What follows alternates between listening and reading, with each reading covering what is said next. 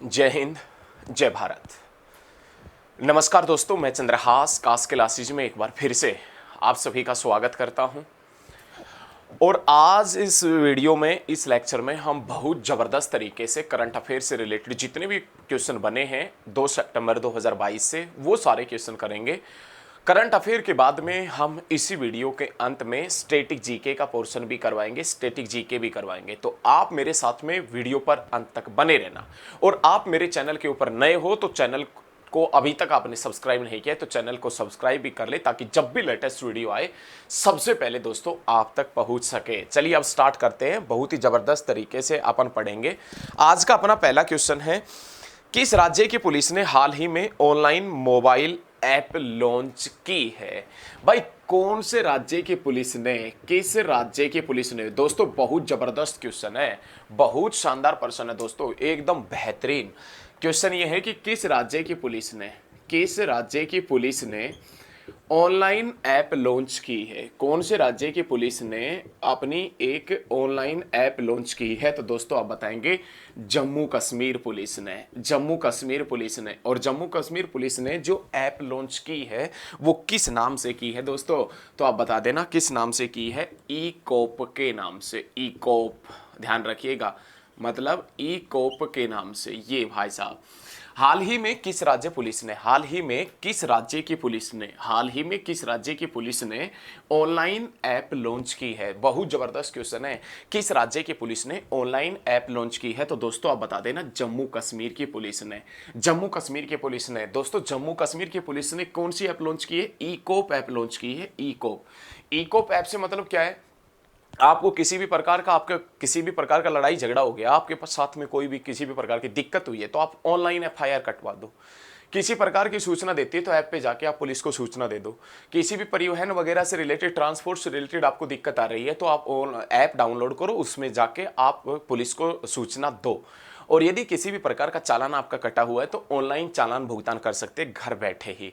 तो प्यारे साथियों बड़ा शानदार है। और ये देखना धीरे धीरे पूरे भारत के अंदर जितनी भी स्टेट की पुलिस है सभी के पास में आ जाएगा बेटा। पुलिस का भी डिजिटल हो जाएगी, पुलिस भी ना बहुत ज़्यादा डिजिटल हो जाएगी। और ये सब डिजिटल होने का मुख्य उद्देश्य क्या होगा कि हर चीज़ में वैकेंसी घटना। जब डिजिटल हो जाएगा, घूमना फिरने जरूरत नहीं पड़ेगी, कंप्यूटर सारा काम कर देगा, तो दोस्तों पुलिस की तो वैकेंसी घटेगी घटेगी। प्रत्येक राज्य के अंदर ऐसा हो जाएगा। लेकिन आप फिलहाल यही क्वेश्चन ध्यान रखिएगा, किस राज्य की पुलिस ने ऑनलाइन ऐप लॉन्च की है? तो जम्मू कश्मीर पुलिस ने। और दोस्तों किस नाम से लॉन्च की है? ई कोप के नाम से। किस नाम से? ई कोप के नाम से। लेकिन प्यारे साथियों मैं आपसे बता दूं कि जिक्र जम्मू कश्मीर का आया है तो जम्मू कश्मीर ना 31 अक्टूबर 2019 में बना था दोस्तों।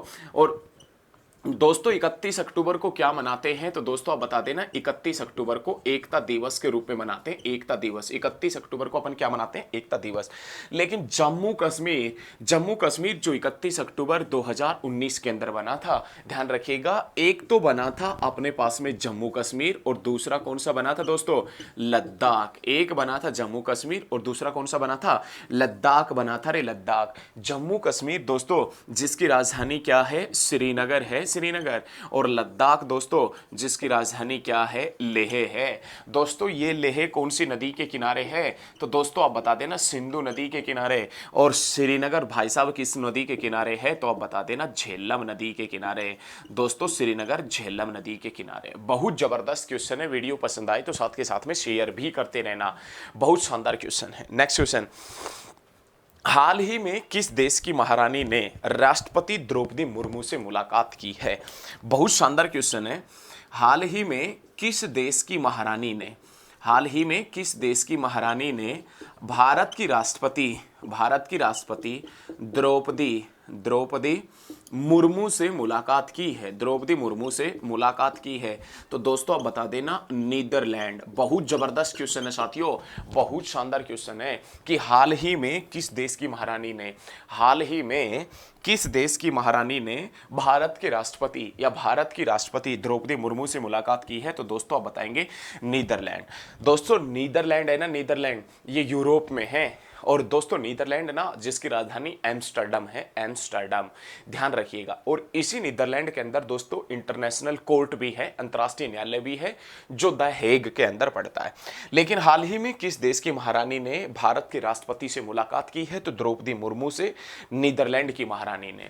लेकिन प्यारे साथियों, द्रौपदी मुर्मू भारत की 15वें नंबर की राष्ट्रपति बनी है। ध्यान रखिएगा, द्रौपदी मुर्मू भारत की 15वें नंबर की राष्ट्रपति बनी है। और यह भी ध्यान रखिएगा दोस्तों कि द्रौपदी मुर्मू ने शपथ कब ली है? 25 जुलाई 2022 में द्रौपदी मुर्मू ने राष्ट्रपति पद की शपथ ली है। लेकिन शानदार क्वेश्चन ये है दोस्तों, द्रौपदी मुर्मू जो भारत की 25वें नंबर की राष्ट्रपति बनी है, ये भारत की दूसरी महिला राष्ट्रपति है। भारत की पहली महिला राष्ट्रपति का जिक्र किया जाए, प्रतिभा देवी सिंह पाटिल 2007 से 2012। लेकिन भारत की दूसरी महिला राष्ट्रपति का जिक्र किया जाए तो द्रौपदी मुर्मू, और द्रौपदी मुर्मू जो 25 जुलाई 2022 को जिसने शपथ ली थी। इससे पहले या इन्होंने किसका स्थान लिया है? रामनाथ कोविंद का स्थान लिया है, जो उत्तर प्रदेश का रहने वाला है। और ये द्रौपदी मुर्मू जो उड़ीसा की रहने वाली आदिवासी महिला है, प्रथम आदिवासी महिला है द्रौपदी मुर्मू, ध्यान रखना दोस्तों। तो प्यारे साथियों, मेरे साथ में वीडियो पर आप अंत तक बने रहना, क्योंकि हम जबरदस्त तरीके से पढ़ेंगे, किसी प्रकार की कोई दिक्कत आएगी ही नहीं। बहुत शानदार तरीके से अपन पढ़ रहे हैं, मेरे साथ में वीडियो पर अंत तक दोस्तों जरूर बने रहना। बहुत लाजवाब तरीके से पढ़ेंगे, अच्छे को टक्कर दोगे आप थोड़े दिन में, देखना सिस्टम चौक कर दोगे आप। कोई कहीं से पढ़ता हो, मुझे कोई टेंशन ना है, कोई कहीं से पढ़ता हो, आपने उस बंदे के फिल्टर चोक करने हैं, बस ध्यान रखना। कोई कहीं से करंट अफेयर तैयार करता हो, लेकिन आप जैसी करंट अफेयर कोई नहीं पढ़ना चाहिए। फिल्टर चोक कर दो, सिस्टम हिला दो उसका। एक पर्सन आपसे पूछे, आप उसके ऊपर 10 गोले मारो भाई, सिर में मारो। वो जो भी क्वेश्चन पूछे उसी क्वेश्चन के सिर में मारो भाई साहब। सिस्टम हैंग कर दो सामने वाले का, ठीक है। और कंपटीशन जारी रखो। कंपटीशन में जब तक उम्मीद जिंदा है तब तक भाई साहब आपका जमीर जिंदा है, नौकरी मिलेगी आपको, और कंपटीशन बहुत शानदार होगा। हाल ही में शिकायतों के समाधान के लिए ई समाधान पोर्टल किसने शुरू किया है? भाई शिकायतों के समाधान के लिए, हाल ही में शिकायतों के समाधान के लिए ई समाधान पोर्टल, ये जो ई समाधान जो पोर्टल है ना दोस्तों, ये किसने शुरू किया? पहले आप ये क्वेश्चन नोट कीजिए। क्वेश्चन क्या है कि हाल ही में शिकायतों के समाधान के लिए ई समाधान पोर्टल किसने शुरू किया? ई समाधान पोर्टल किसने शुरू किया है? तो दोस्तों आप बता देना, यूजीसी ने। यूजीसी मतलब यूनिवर्सिटी ग्रांट कमीशन। यूजीसी मतलब आप क्या समझ रहे हो? University grant commission. University grant commission जिसकी स्थापना दोस्तों 1956 में हुई थी। और यूजीसी की स्थापना उस समय किसने की थी? तो स्वतंत्र भारत के जो प्रथम शिक्षा मंत्री थे ना, अबुल कलाम आजाद, इस अबुल कलाम आजाद ने इसकी नींव रखी थी या इसकी स्थापना की थी।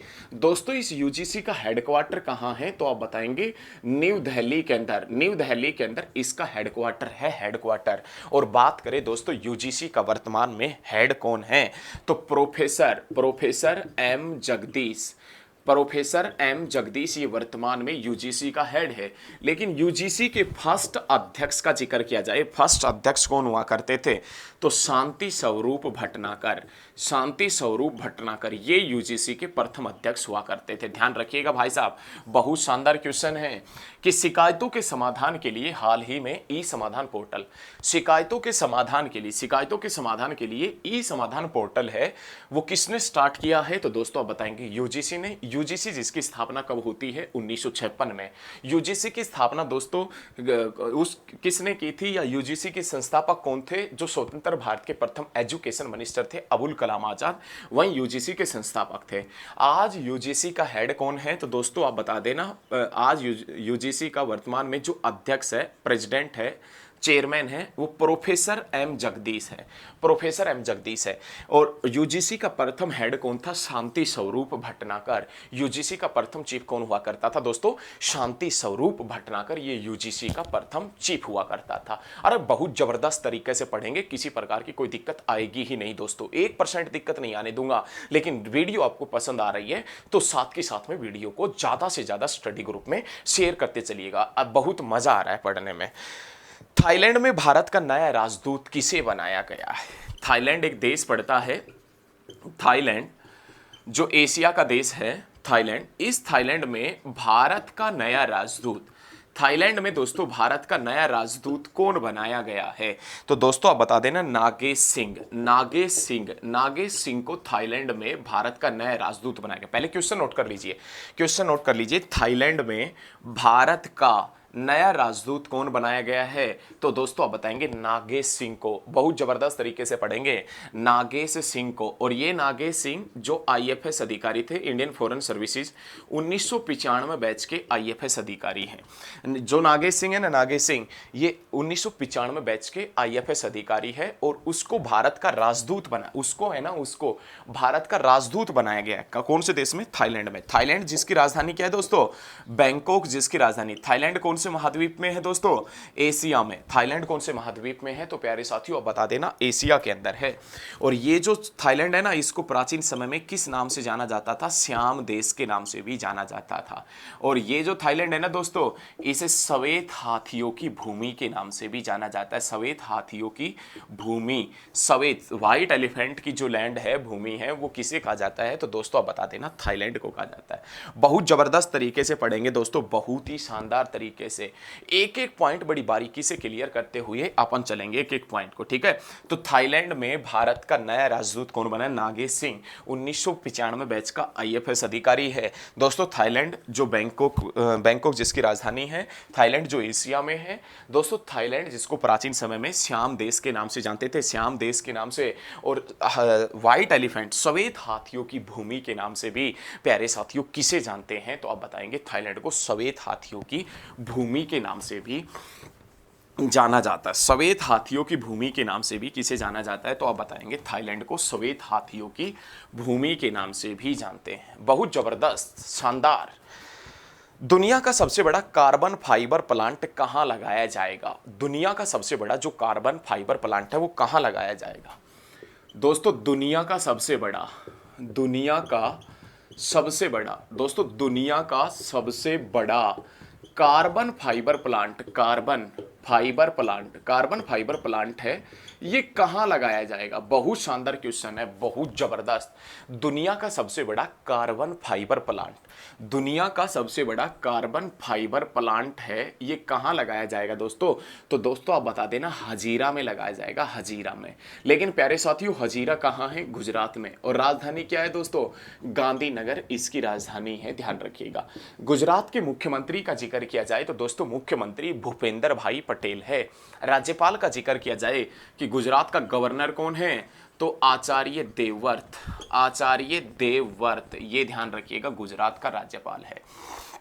प्यारे साथियों, दुनिया का सबसे बड़ा, दुनिया का सबसे बड़ा कार्बन फाइबर प्लांट कहां लगाया जाएगा? हजीरा में। हजीरा कहां है? गुजरात में। राजधानी क्या है? गांधीनगर। कौन सी नदी के ऊपर है? साबरमती नदी के किनारे। लेकिन गुजरात का गवर्नर कौन है? आचार्य देवव्रत। और मुख्यमंत्री कौन है? भूपेंद्र भाई पटेल। लेकिन दोस्तों ये सबसे बड़ा जो कार्बन फाइबर प्लांट है, ये लगाएगा कौन? तो रिलायंस लगाएगी रे, रिलायंस। ध्यान रखिएगा, रिलायंस जो है, रिलायंस जो है वो लगाएगी, रिलायंस लगाएगी। और इस रिलायंस इंडस्ट्री लिमिटेड की स्थापना 1973 में धीरू भाई अंबानी ने की थी। आज इसको आगे कौन बढ़ा रहे हैं? मुकेश अंबानी। किस राज्य सरकार ने विनाइल के बैनरों पर प्रतिबंध लगाया है? प्रतिबंध लगाया है। किस राज्य सरकार ने विनाइल के बैनरों के ऊपर प्रतिबंध लगाया है? हाल ही में किस राज्य सरकार ने, लिखो क्वेश्चन, लिखो क्या है, हाल ही में किस राज्य सरकार ने, बहुत शानदार क्वेश्चन है कि हाल ही में किस राज्य सरकार ने विनाइल के बैनरों पर प्रतिबंध लगाया है? हाल ही में किस राज्य सरकार ने विनाइल के बैनरों पर प्रतिबंध लगाया है? तो प्यारे साथियों आप बता देना, आंध्र प्रदेश। आंध्र प्रदेश की सरकार ने, आंध्र प्रदेश की सरकार ने ये कहा है कि राज्य के अंदर यदि बैनर लगेंगे ना, तो कपड़े के बैनर लगेंगे। राज्य के ऊपर यदि बैनर लगेंगे राज्य में, तो बैनर कपड़े के होंगे, कपड़े के होंगे, और उन्हीं बैनरों को लगाया जाएगा। प्लास्टिक का कोई भी प्रयोग नहीं किया जाएगा। बैनर लगेंगे वो प्लास्टिक के नहीं होंगे, ध्यान रखिएगा। विनाइल मतलब प्लास्टिक वगैरह के बैनर नहीं होंगे, ये चीजें आप ध्यान रखिएगा। या जो भी मतलब ऐसा सामान है विनाइल वगैरह जो गलता नहीं है, प्लास्टिक जैसे आपने देखा होगा बैनर वगैरह का जो बनता है वो कपड़ा टाइप का, या बैनर जो बनते हैं वो देखा होगा प्लास्टिक टाइप का। तो हाल ही में किस राज्य सरकार ने ये कहा है कि विनाइल के बैनर नहीं बनेंगे, यदि बैनर बनवाने हैं तो आपने कपड़े के बैनर बनवाने पड़ेंगे, ये कहा है आंध्र प्रदेश ने। प्यारे साथियों, आंध्र प्रदेश कब बना था? 1 नवंबर 1956 में बना था। और प्यारे दोस्तों, यदि जिक्र करें ना आंध्र प्रदेश का, तो आंध्र प्रदेश का मुख्यमंत्री कौन है? Y S Jagmohan Reddy. Y S Jagmohan Reddy ये आंध्र प्रदेश का मुख्यमंत्री है। और गवर्नर का जिक्र किया जाए तो विश्वभूषण हरिचंदन, विश्वभूषण हरिचंदन ये आंध्र प्रदेश का गवर्नर है। ठीक है, तो हाल ही में किस राज्य सरकार ने विनाइल के बैनरों पर प्रतिबंध लगाया है? तो आंध्र प्रदेश। कब बना था दोस्तों? 1 नवंबर 1966 में। मुख्यमंत्री कौन है? Y S Jagmohan Reddy. और गवर्नर कौन है? विश्वभूषण हरिचंदन। विश्वभूषण हरिचंदन ये आंध्र प्रदेश का गवर्नर है दोस्तों, गवर्नर। ध्यान रखें, बहुत जबरदस्त तरीके से पढ़ेंगे, किसी प्रकार का कोई डाउट आपके मन में नहीं रहना चाहिए। बहुत शानदार, बहुत ही जबरदस्त भाई साहब। नेक्स्ट क्वेश्चन स्टैटिक जीके का अपने पास में आता है, या कल जो आरआरबी के पेपर में पूछे गए थे वो क्वेश्चन है। Alfred park Allahabad, Alfred park Allahabad में गोली मारकर किस स्वतंत्रता सेनानी ने आत्महत्या कर ली थी? भाई एक अल्फ्रेड पार्क है, अल्फ्रेड पार्क। और ये अल्फ्रेड पार्क दोस्तों कहाँ है? तो आप बताएंगे इलाहाबाद में। और ये जो अल्फ्रेड पार्क है इलाहाबाद, इसमें अपने आप को गोली मारकर भाई साहब आत्महत्या करने वाला स्वतंत्रता सेनानी कौन था? चंद्रशेखर आजाद था। चंद्रशेखर आजाद ने ऐलान किया था कि मैं जीते जी कभी भी अंग्रेजों के हाथ नहीं लग पाऊंगा, अंग्रेज मुझे कभी भी नहीं पकड़ सकते। तो जब ये चंद्रशेखर आजाद अपने दोस्तों के साथ में अल्फ्रेड पार्क में बैठा हुआ था, तो अंग्रेजी फौज ने इनको चारों तरफ से घेर लिया था। और चारों तरफ से घेर लिया तो इनके पास में एक पिस्टल थी, इन्होंने 2-3 राउंड फायर भी किए थे, लेकिन उसमें गोली सिर्फ एक ही बची थी, वो एक गोली इसने खुद को मार ली थी। जीते जी कभी भी चंद्रशेखर आजाद अंग्रेजों के हाथ नहीं लग पाया था। तो किस स्वतंत्रता सेनानी ने, किस भाई साहब भारत के महापुरुष ने इलाहाबाद के अल्फ्रेड पार्क में अपने आप को गोली मार ली थी? चंद्रशेखर आजाद। ताडोबा नेशनल पार्क, ताडोबा बहुत शानदार क्वेश्चन है दोस्तों। ताडोबा जो नेशनल पार्क है ना, national park, Tadoba national park है दोस्तों। ये ताडोबा नेशनल पार्क कहाँ है? तो दोस्तों आप बताएंगे महाराष्ट्र में। ताडोबा नेशनल पार्क का जिक्र किया जाए तो ताडोबा नेशनल पार्क दोस्तों महाराष्ट्र में, ताडोबा अंधेरी के नाम से है ये नेशनल पार्क जो महाराष्ट्र में है, ध्यान रखिएगा। नेक्स्ट क्वेश्चन, भारत में पहली बार 14 बैंकों का राष्ट्रीयकरण कब हुआ था? भारत में पहली बार 14 बैंकों का राष्ट्रीयकरण कब हुआ था? तो राष्ट्रीयकरण कब हुआ था दोस्तों? 1969 में। भारत में पहली बार 14 बैंकों का राष्ट्रीयकरण हुआ 1969 में। नील आर्मस्ट्रांग चंद्रमा के ऊपर गया था 1969 में। दादा साहब फाल्के पुरस्कार की शुरुआत हुई थी 1969 में। अर्थशास्त्र में पहली बार नोबेल पुरस्कार दिया गया था 1969 में।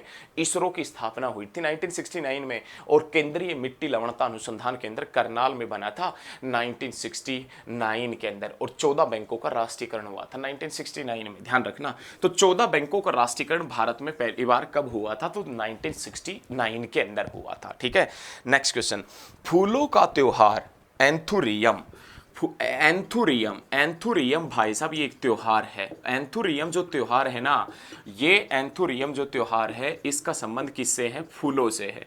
लेकिन ये एंथुरियम जो त्योहार है वो कौन से स्टेट में मनाया जाता है? तो दोस्तों फूलों का त्योहार जो एंथुरियम है ना, एंथुरियम वो कौन से स्टेट का त्योहार है, कौन से राज्य का त्योहार है? तो मिजोरम का। एंथुरियम त्योहार जो जिनका संबंध फूलों से है वो कौन से स्टेट का त्योहार है? मिजोरम का त्योहार है। मौलिक कर्तव्य किसकी अनुशंसा पर संविधान में जोड़े गए थे? भाई बहुत शानदार क्वेश्चन है।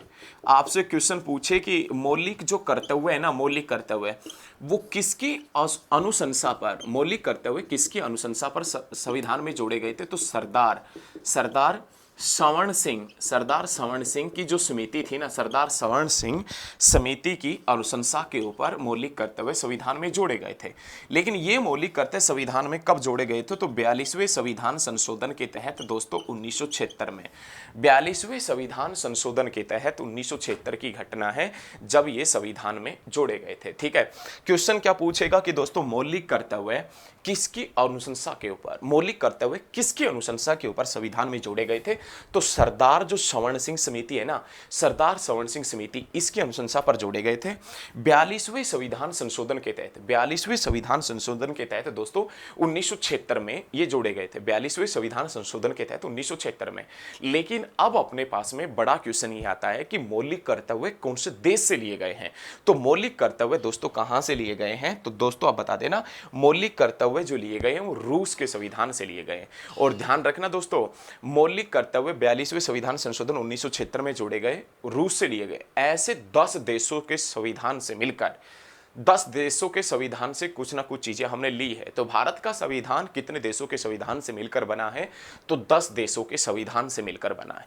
तो प्यारे साथियों, मेरे द्वारा दी गई जानकारी शायद आपको अच्छी भी लगी होगी, और अच्छी लगी हो और आपने अभी तक चैनल सब्सक्राइब नहीं किया तो चैनल को सब्सक्राइब कर लो, ताकि जब भी लेटेस्ट वीडियो आए सबसे पहले वो वीडियो आप तक पहुंच सके। तो दोस्तों आज के इस वीडियो में इतना ही करेंगे। जय हिंद, जय भारत, धन्यवाद दोस्तों, धन्यवाद धन्यवाद।